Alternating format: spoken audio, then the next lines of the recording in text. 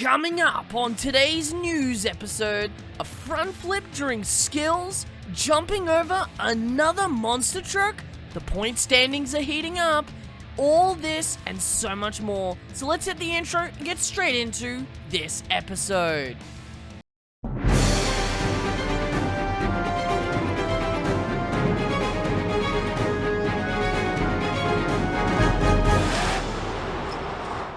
Be sure to subscribe and crush that notification bell for more monster truck content just like this. Today, we will be integrating the weekly roundup series into this video. So with that being said, let's round up all of the action from the weekend.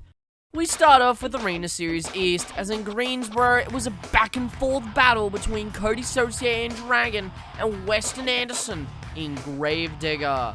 Amanda Castro, back from being sick, would win both skills challenge wins, keeping the momentum going that Randy Brown had built up from North Charleston.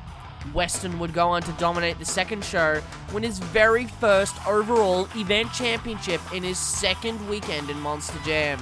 Leading the points is Cody Saucier with 108, followed by Weston Anderson with 99, Randy Brown and Amanda Castro with 91, Brianna Mahan with 79, Brandon Dero with 56, and Chad Singler and Shane Freed tied with 51.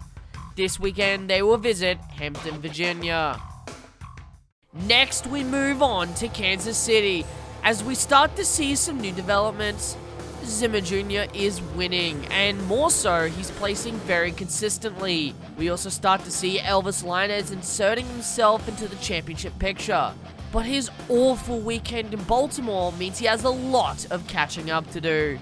Interestingly, racing would see 4 different winners, those being Zach Garner, Blake Granger, Elvis Linez, and Mark Hall.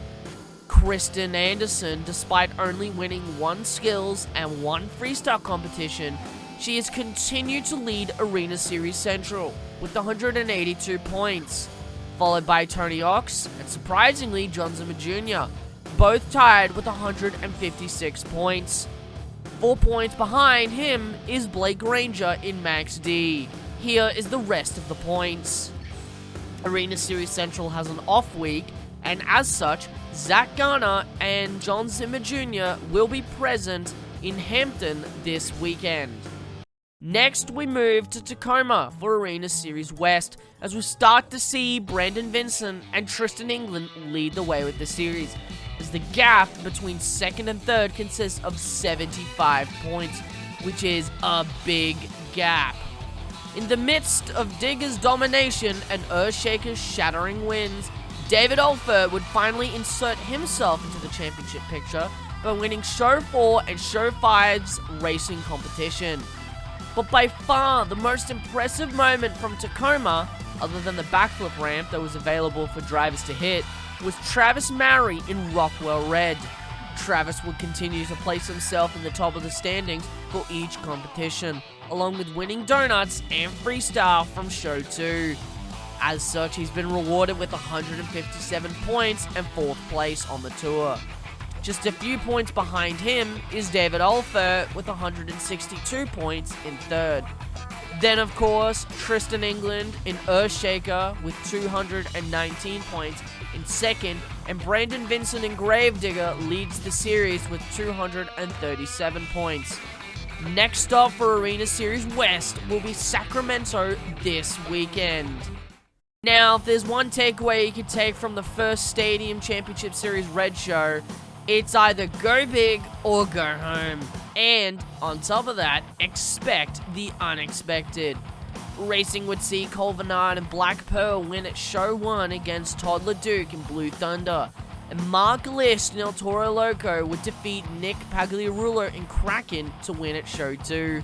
Adam Anderson would pull out an amazing slap wheelie to stoppie to moonwalk combo to earn himself the Skills Challenge win at Show 1. While Tom Mentz would use his unbelievable control to win at Show 2. Both Mark List and Adam Anderson would throw down jaw-dropping runs that would earn them the wins at Shows 1 and 2 respectively. But Mark List would shock the world, earning the overall event championships at shows 1 and 2, and even more impressively, the series lead. He leads the charge with 63 points, followed by Adam Anderson and Todd LeDuc, leading behind, both tied with 57 points. In 4th place is Cole Bernard in the Black Pearl with 51 points, and just 1 point behind him is Tom Mentz in Max D. Here is the rest of the standings. This week, the tour will head to St. Louis for 2 action-packed shows. And finally, we end off with Stadium Series Yellow. Now, this is one of my favorite tours to watch because surprises are aplenty and the competition remains at an all-time high. Most of the weekend was dominated by Tyler Menninger, as he would win Show 2's racing competition, both shows skills competition, and overall event championships. Byron Musau would increase his points and overall ranking in the series by winning both freestyle competitions and at Show 2 doing something very unexpected. More on that in a moment. Now, you're probably wondering, well, who won Show 1's racing competition? Well, it would be an exact rematch of Oakland's first show final, as Charlie Porkin would make it 2 racing wins, defeating Corey Rummel in the process. Tyler Menninger leads Stadium Series Yellow with 126 points, followed by Ryan Anderson with 105 points. Byron Musau places 3rd in the standings with 102. Not too far behind him is Camden Murphy with 97 points, and Charlie Porkin is 4 points behind Camden with 93 points. Here is the rest of the standings. Anaheim will see the first of many weekends for Monster Jam, but the first for Stadium Series Yellow. That's everything from this week's weekend roundup, and now onto the news and our first story. Up first, what the hell happened in San Diego? To this very day, almost a week later as of recording this, I still cannot answer this very question. Firstly, we could see a sold-out crowd at both shows, which is great to see, considering most like to point out the empty seats at most shows.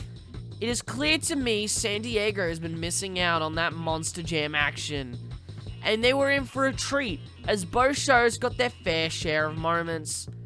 From the amazing freestyles from Show 1, to the amazing skills challenge run from Tyler at Show 2.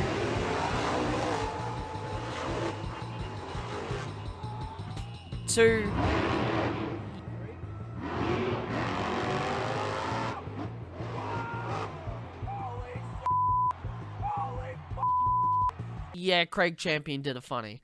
Yes, even a front flip attempt.